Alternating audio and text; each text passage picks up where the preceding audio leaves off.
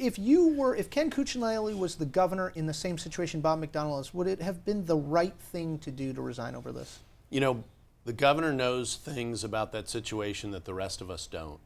I have had the conversation with him about the subject.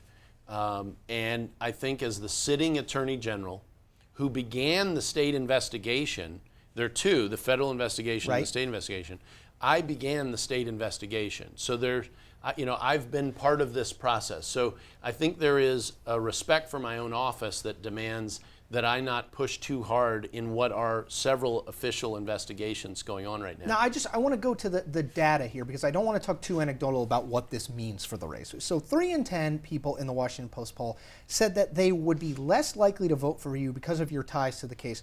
As you mentioned, you opened the probe, but you also accepted $18,000 in gifts, which you've since returned from Johnny Williams, the donor in question. What do you say? That's 30% of the electorate. It's an insignificant margin. You get those people, you probably win. You don't, you probably lose. I'm no mathematician, but what do you say? What do you say to those people who have concerns about your ties to this? I think that's a very good question. First of all, you look at how I handled it. When I discovered my disclosure mistakes, and I discovered 5 over the course of 4 years, only 3 of them having to do with this subject, I'm the one who reported them. I called a press conference to let the people of Virginia know and to be that forthright and transparent about it. No one was going to find these.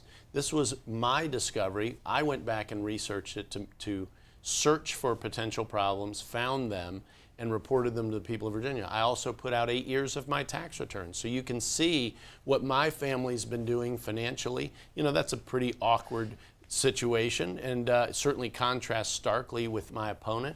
And then it took a while for my family to get together the dollars to give the $18,000 to charity. A good chunk of that, by the way, was just food supplements that came in, like a third of it, that we didn't even know what they were until we opened the box. So a lot of this is, it matters to people, but it doesn't affect their lives going forward in the next 4 years. But if you compare, as you said, elections are about choices, that and how I handled it. I even turned it over to a Democrat prosecutor to review the situation who cleared me. And that is contrasts rather sharply with my opponent, who won't release any of his tax returns, even though the company he led and may still lead, it's not real clear based on an article you all had not too long ago, is under 2 federal investigations.